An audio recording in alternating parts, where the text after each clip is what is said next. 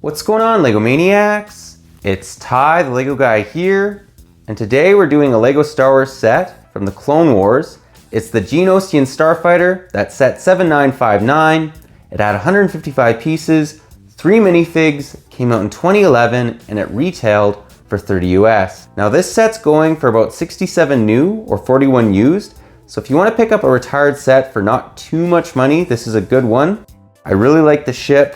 Also, you get some good minifigures with this, like the Phase 1 Commander Cody, but we're going to get into its positives and its negatives.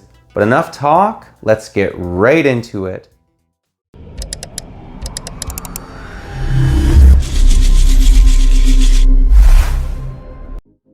And to start us off, let's begin by giving you guys a 360 view of the Starfighter.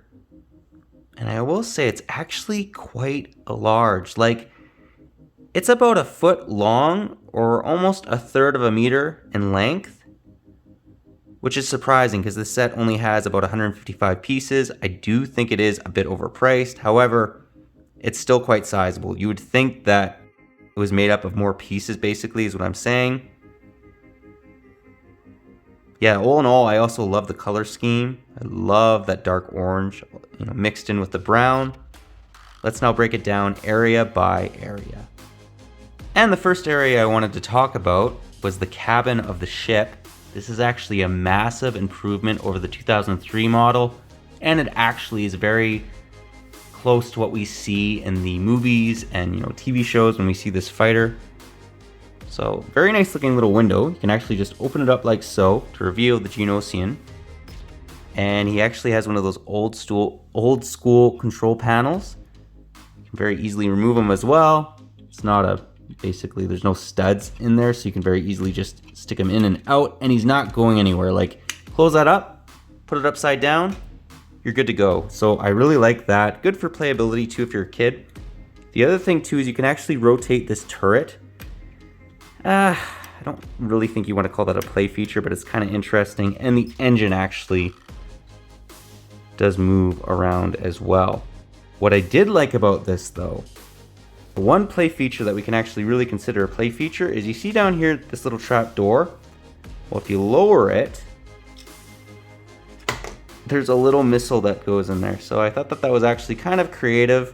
I actually forgot about that feature, and then I decided to review this set, and yeah, I took a look a little bit more at the different features, what you can kind of do with it, and basically I forgot about that. And I just think it's really cool. So it's kind of like a bomber in a way. Not that these ships were bombers, they definitely were fighters. All in all, pretty cool looking little set.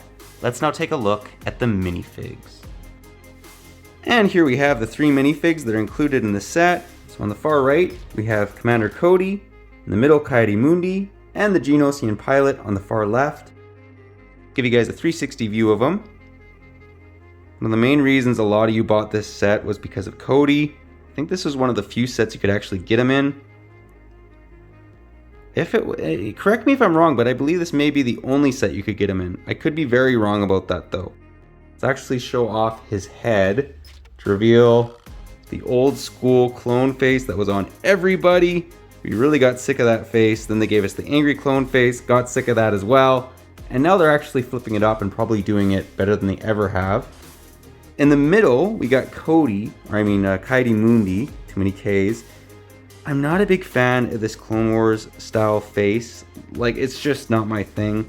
There's very few of them that actually look good, and Coyote Mundi, it's not bad, but it's not great. Basically, it is what it is. And the Geonosian, I just think is great looking. I mean, look at that mold for his face, or his head, I should say.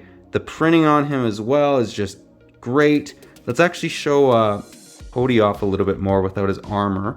And here he is without it. I actually prefer him without the ARC Trooper armor on him. I just think he looks, I guess, more so the way we see him in the movies, although this is the Phase 1 clone armor, not the Phase 2.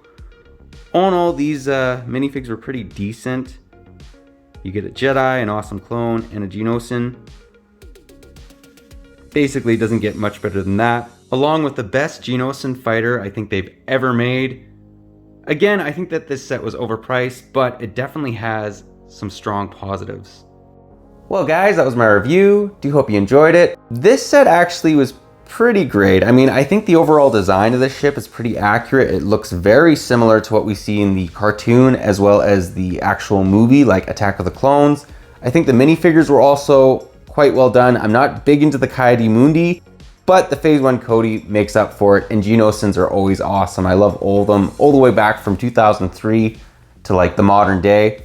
I do think this set was overpriced. I think it should have been maybe 25 US. I mean, it is quite sizable, it having 155 pieces. You'd think more pieces made it up. So what I'm trying to say is basically it's bigger than the piece count would suggest, but I still think it's overpriced. But let me know what you guys think about this one, if you like it, if you don't, any areas you think they could maybe improve on it. Yeah, I just think all in all, it's a pretty decent set, just a little pricey. But yeah, that's all I got for you today. But if you like this video, leave it a thumbs up. If you're new to the channel, definitely consider subscribing and click that bell so you're notified for any future LEGO Star Wars reviews that we do, comparisons, etc. We do something Star Wars related every Tuesday, and they're pretty interesting. We span all the way from like 1999 to like the present day. But yeah, that's all I got for you again. But thanks again for watching, and I'll catch you on the next one.